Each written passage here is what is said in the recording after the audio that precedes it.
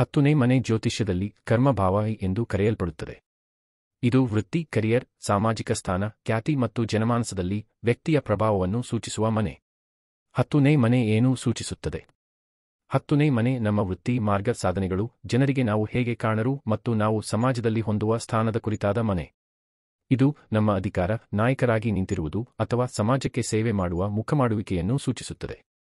ಈ ಮನೆಯು ನಮ್ಮ ಪಾಲುದಾರಿಕೆ, ಕೆಲಸದಲ್ಲಿನ ಯಶಸ್ಸು ಮತ್ತು ನಾವು ಮಾಡುವ ಕೆಲಸದಿಂದ ಉಂಟಾಗುವ ಗೌರವಕ್ಕೆ ಸಂಬಂಧಿಸಿದೆ.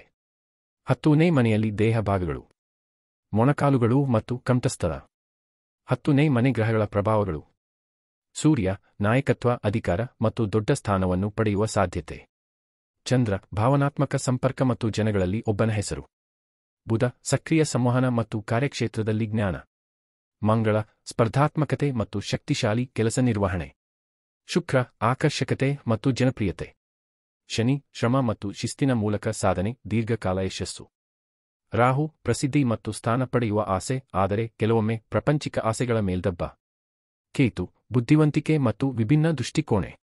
10ನೇ ಮನೆಯ ಗ್ರಹಗಳ ಉತ್ತಮ ಸ್ಥಿತಿ ವ್ಯಕ್ತಿಯ ವೃತ್ತಿ ಜೀವನದಲ್ಲಿ ಯಶಸ್ಸು, ಖ್ಯಾತಿ ಹಾಗೂ ಸಾಮಾಜಿಕ ಸ್ಥಾನದ ಬೆಳವಣಿಗೆಯಲ್ಲಿ ಸಹಾಯ ಮಾಡುತ್ತದೆ. ದುರ್ಬಲ ಸ್ಥಿತಿಯು ವೃತ್ತಿ ಸಮಸ್ಯೆಗಳು, ದೃಷ್ಟಿಕೋನ ಅಸ್ಪಷ್ಟತೆ ಮತ್ತು ಕೆಲಸದತ್ತದ ಅನಿಶ್ಚಿತತೆಗಳನ್ನು ತರಬಹುದು.